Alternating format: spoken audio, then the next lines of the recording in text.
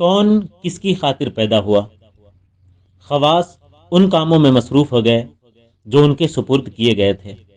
اور وہ ان کاموں کو بھی خود ہی کرنے لگے جن کی ذمہ داری دوسروں کو دی گئی تھی، مگر انہوں نے منہ موڑ لیا اور کوئی کام نہ کیا۔ چنانچہ کسب میں دوسروں کو اور ان کی مثل دیگر اسباب دنیا کو ان خواص کا نائب اور قائم مقام بنا دیا گیا، جیسا کہ اخبار داؤدی میں مروی ہے کہ اللہ عز و جل ارشاد فرماتا ہے کہ میں نے محمد صلی اللہ تعالی علیہ وآلہ وسلم کو اپنی خاطر، آدم کو محمد کی خاطر، اور باقی سب کچھ آدم کی خاطر پیدا کیا۔ اب جو شخص اس شے میں مصروف ہوگا جو میں نے اس کی خاطر پیدا کی ہے، تو وہ شے اسے مجھ سے دور کر دے گی، مگر جو شخص سے منہ موڑ کر میری یاد میں مشغول ہوگا، میں ہر اس شے کا رخ اس کی طرف کر دوں گا جو میں نے اس کی خاطر پیدا کی ہے۔